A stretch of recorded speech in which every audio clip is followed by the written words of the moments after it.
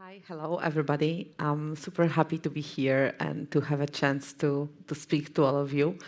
As Paul mentioned, I am an author of 2 books. If you would like to see them or talk to me about them, I'm super happy to do it. I can do it forever. Uh, and this is my cat, and I was told that it's so much better to show a picture of your animal rather than yourself on those presentations, so that's how I go about it. Uh, I would like to start with a question. How many of you are leaders? Hands up. Okay, a lot. I have another question. How many of you do have leaders? Yeah, pretty much everybody, huh? Yeah, that's how our life goes about often in corporate world, and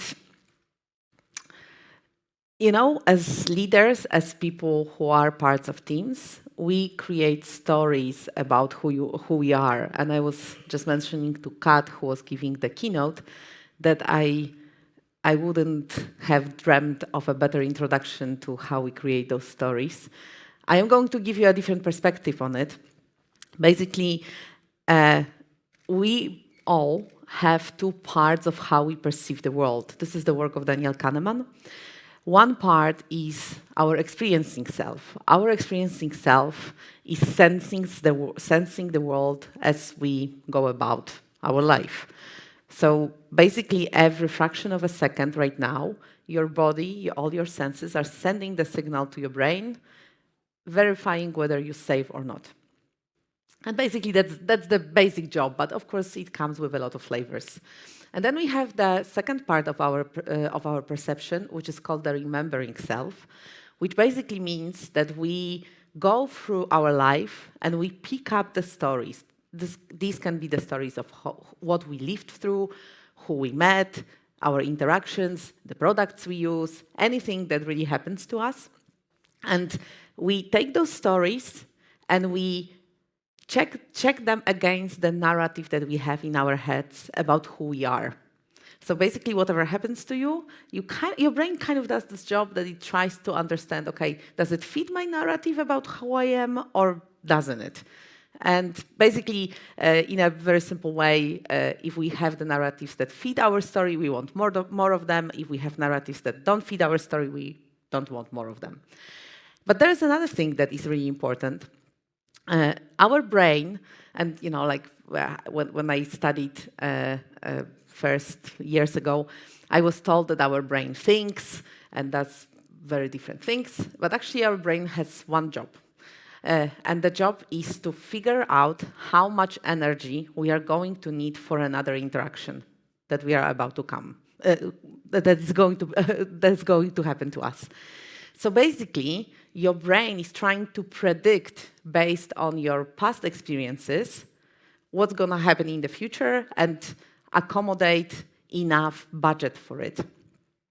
It is really kind of budgeting, like making budget for I don't know, holidays or anything that you might be budgeting for. And actually, the interesting thing is that it's not only your body, your brain doing this budgeting thing. It's called body budgeting. But the budgets of everybody else who are around you is doing the same. So basically, you all come into an interaction and you all try to understand how much this interaction is going to cost you in terms of the energy, which basically means the metabolism that's necessary for your body to kind of go through this and get alive on the other side. And now our brain is not really good at predicting this stuff. Actually, it's really terrible. And we have one bias or heuristic that can be blamed for it, which is called the optimism bias. So basically what happens is that we often imagine different interactions that they are going to be better than they actually happen to be in reality. And especially when you think about going into an interaction with a team, you kind of go and you want to have an interaction that's nice, that's friendly, that's collaborative, that's, like all these positive things. You kind of think that you are in the company, in the room with the people who want the same as you do, maybe in different ways, maybe they might have a different approach to it, but generally we are kind of playing towards the same goal, and yet that doesn't necessarily happen this way too often. Probably now that we are more aware of it more often than before, but sometimes the situations look like a little movie that I'm going to show you, and in honor of Paul, it's a tiny bit of a discussion in the British Parliament. Thank you, Mr. Speaker. I'm very sorry that the sequencing that we chose was not to your satisfaction. I was... Order. That is totally not acceptable. No. Who do you think you're speaking to, Secretary of State? I think we need to understand each other. I am the defender of this House and these benches on both sides. I am not going to be spoken to by a Secretary of State who is absolutely not accepting my ruling. Take it with good grace and accept it that members should hear it first, not a WMS or what you decide. These members have been elected by their constituents and they have the right to hear it first. And it is time this government recognised we're all elected, we're all members of Parliament, and use the correct manners. Secretary of State. Okay, so as you can imagine, honestly, I'll come back for a second to the slide without the movie. How many of these conversations in a different form happen to you daily? More than we would like, probably, right? So actually your body budget thinks that, your brain thinks that it budgeted enough energy for an interaction, and then these kind of situations happen. And basically thank you, Mr. Speaker. The brain goes nuts. Because what happens is it realizes I don't have enough energy for all of it. I just don't.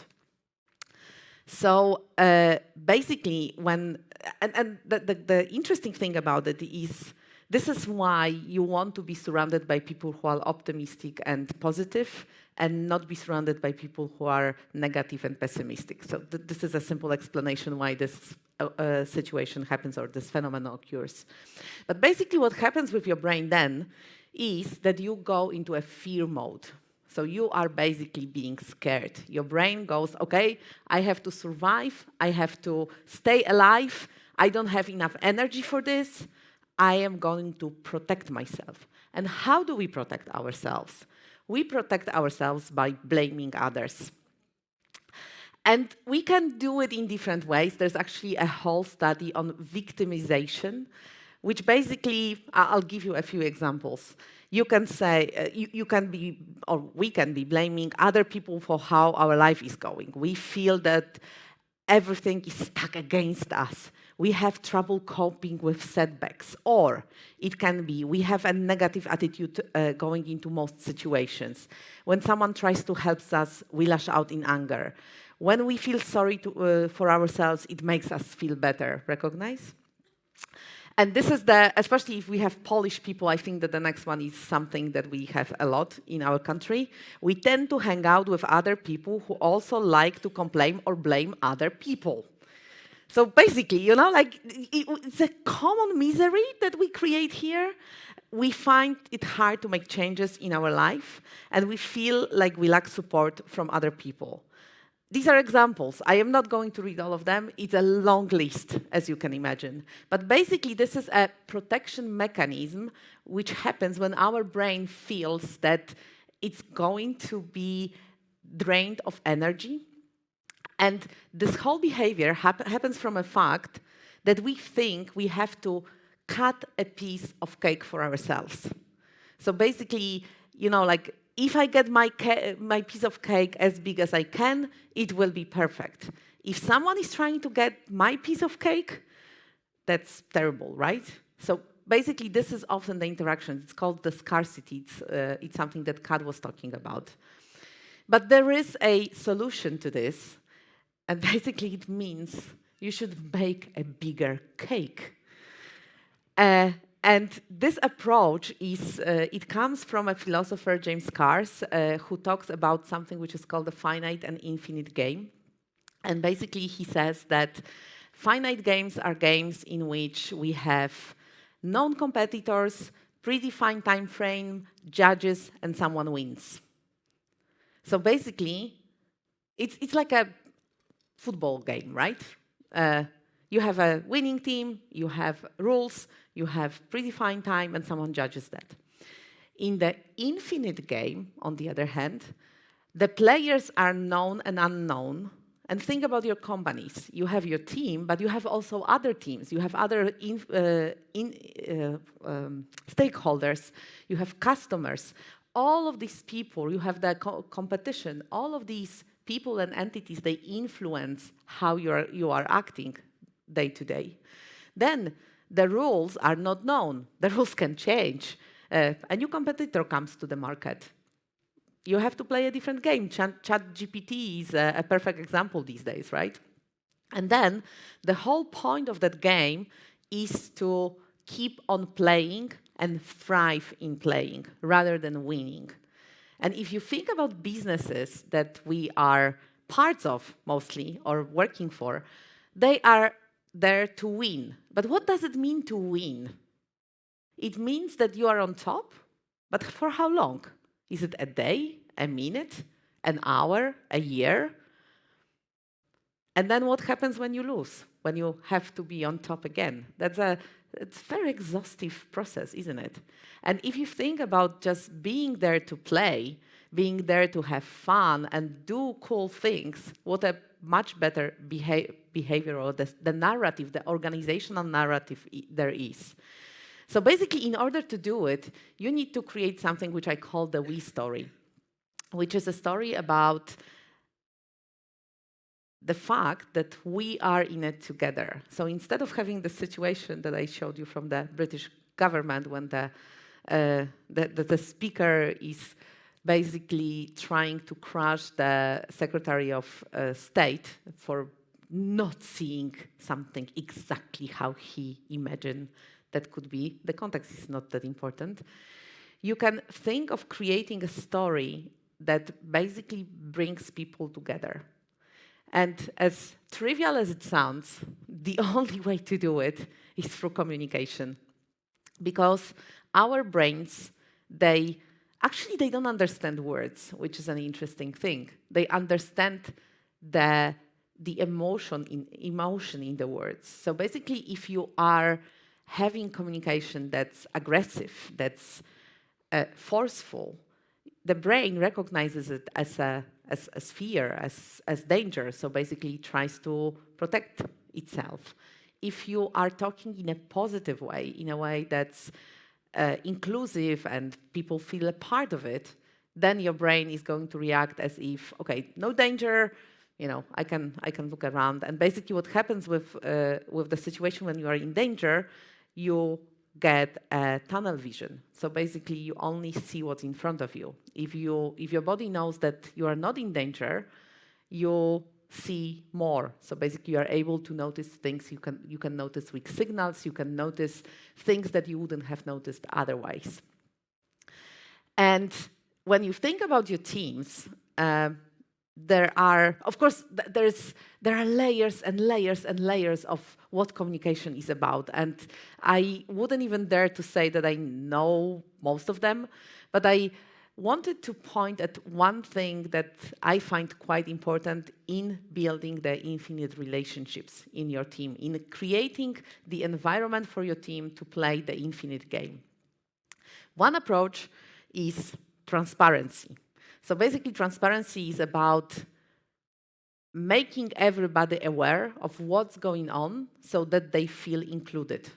So if you screen information from your team for whatever reason, the team might feel that they are not included, that they are excluded from certain things, that they don't have enough information about things. And therefore, what happens, because at first is fear, so like, okay, like I'm not going to do more than expected from me. But the final stage of it is like disconnect from work, which basically means that if people feel that you are not transparent with them, they are going to eventually be there as your typing monkeys. So they will do what you tell them, but they are not going to give you 1 ounce of their thinking. Because why? So this is one way to think about it. But of course, the world is far too complicated than to say that transparency is the way. There's a few reasons for that. One is that transparency, sometimes you cannot be transparent, right? You're working in companies which have some deals that are going to happen that like you may not want to share some information that's privileged to a certain group for whatever reason. And basically, people, your employees, your teams, your colleagues, they cannot know these things. So there's another approach, which I call translucence. And you can compare it to glass that you can see through, a piece of glass that you can see through, versus the milky glass. So basically, you see the contours, but you don't see all the details. And translucence is about making people aware of what they are not aware. So basically, you can say, hey, look, we have this secret project that's happening out there. I remember this from my Google times. There were always secret projects somewhere. And that the secret projects are there. You can go for a scavenger hunt across your organization trying to figure out which is which. But basically, you know that this is a way the company works. And if you are okay with that, you actually don't have this feeling of fear, this feeling of being excluded from something that's important. And translucence has another thing, because translucence also means that if you are not telling certain things that you should tell, you are going to be held accountable. So like basically that you have to be very clear for yourself what are the stories that you need to tell to your team because it's going to help them versus the stories that you have to withhold. And the team can basically challenge you saying, hey, why aren't you telling us about that? This is actually something that would help us. And then again, you need to go through the process of re-evaluating whether this is something that you want to share or you are able to share or not. By the way, our brain doesn't like it because it requires more energy. So it needs to budget for this thing of, like, oh my God, like I came and I was kind of clear about what I can say and what I can't say. And I told my team, and my team challenged me to that, like actually this piece of information is crucial for us. So like go figure whether you maybe can tell us about that. So it's a lot of work, but actually it makes your team and people around you feel that they are your partners in all of this. And in order to do all of this, you need another thing, which is clarity. Seems simple, huh? Right? I think that clarity is the toughest thing to do. Because first and foremost, you have to be clear for yourself. And as I'm working with a lot of people, in different organizations, different levels, and so on, with the speed of work and the intensity of work that they are in, this is one thing that they never have the time for.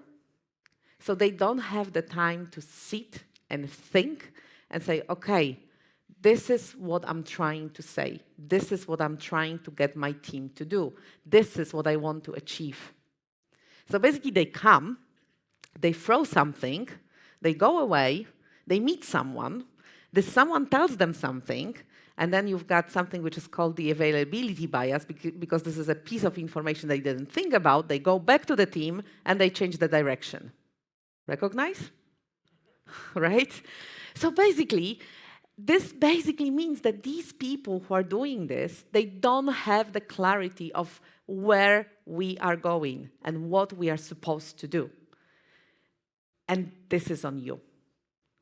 All the leaders that are sitting here, and all the Scrum Masters, and all the product owners. This is on us. Because if we are not clear, how can other people be clear about it? So you can be as transparent or as translucent as you want. But if you don't have that in you, you are in trouble. And everybody is in trouble, by the way.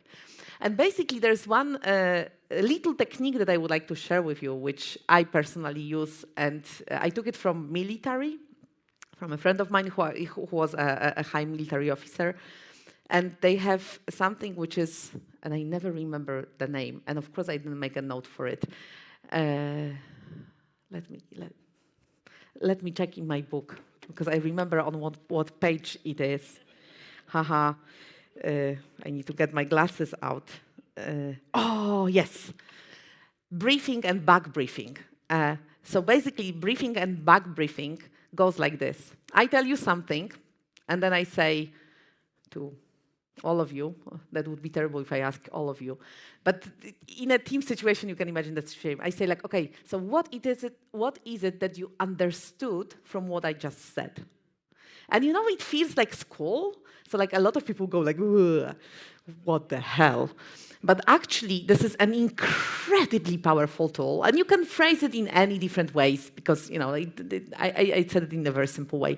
But actually, I would say sometimes, okay, so when I told you all of this, what do you get that you should do now? And people start talking, and they say, and then immediately I can see where I was not clear, which parts they didn't understand. So what I do, I repeat after them. I say like, okay, so from what I said, I wanted to say this, this, this, and that. It seems you understood this, this, and that. How come that we have a discrepancy here? And suddenly we have a conversation that actually is productive. And it doesn't go into the situation like with the speaker where people start screaming at each other simply because I said something and you didn't understand exactly what I meant by that. But there is one last piece that's super crucial for building the infinite relationships. And I call it compassionate feedback. Feedback is these days a part of everybody's work, right? We have yearly evaluation, 360s, you name it. There is definitely, if you have an organization that has more than 5 people, you probably have a feedback system of sorts. And basically the problem is, there are a few problems about it. First of all, the feedback sometimes is not necessarily meant to help. And sometimes it doesn't have this element of compassion. And where is the difference between empathy and compassion? Empathy is that I feel for you, right? I put myself in your shoes and I say, oh, poor you, or like, oh, whatever. Compassion means that I listen to you and I try to help you. So there's action in it. And imagine now that you have a really, really empathetic leader. And this empathetic leader, you come and you have a problem, and the empathetic leader says, oh my goodness, I feel so sorry for you. I'm so touched by everything that you told me. Do you want that leader? I don't. I want a leader who says like, hey, how can we solve your problem? That's the leader I want. So basically, and by the way, this phenomenon that I talked about, it's called empathic, oh my goodness, I'm losing words today. Empathic distress. So basically, it's actually another psychological phenomenon. So basically, compassionate feedback means that you, again, know what this feedback is supposed to be about. And you know what kind of result you want to get out of it. But furthermore, the person who comes to you also knows what kind of feedback that is. And there are actually 3 types of feedback. I know it from the excellent book, which is called Thanks for the Feedback. And basically, the first type of feedback is praise. So basically someone comes to me and it's like, oh, you did such an amazing job. Like that was awesome.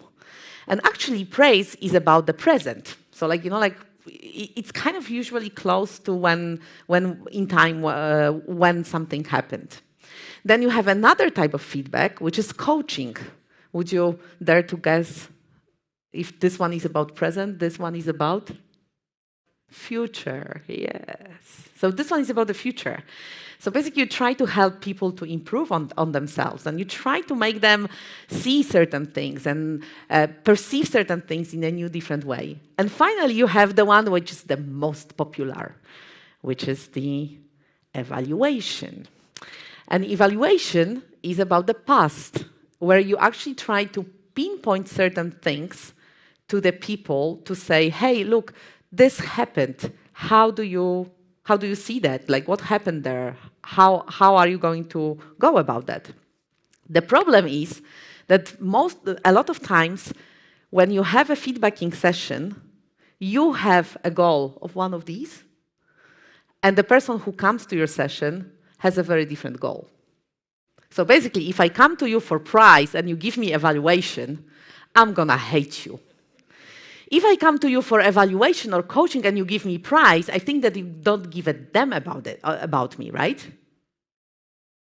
So when you are thinking about compassionate feedback, think about maybe even establishing with briefing and back briefing, why are we here and what is the session about, and what you, as a person giving feedback or a person receiving feedback want to get out of it. So summarizing very quickly, the crucial thing is that you and your teams and your organizations have a limited budget, limited energy for budgeting and limited budget, energetic budget to spend. So be careful how you are going to spend it. The blame, so if you see yourself or others in a blaming situation, someone tries to point a finger and say, like, that's them. This is fear. This is fear mostly caused by the fact that they feel endangered in some way. The key to all of it is to create a we story. So basically get these people and include them into the direction, the plan, the thing that you are doing. And I know that it's easy to say.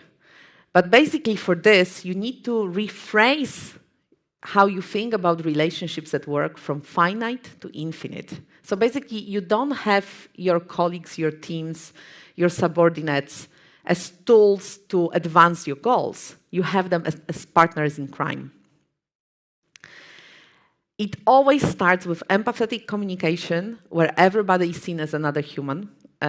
This is so crucial. And I think that in the speed of work that we are experiencing these days, that happens more and more rarely, and this is something that I would love to see revived. And finally, it ends, of course it doesn't end there, but it ends with this compassionate feedback that I talked to you about, where you know what you want to convince and convey, and people who you are talking to also understand that you are conveying that particular thing with clarity. Thank you so much.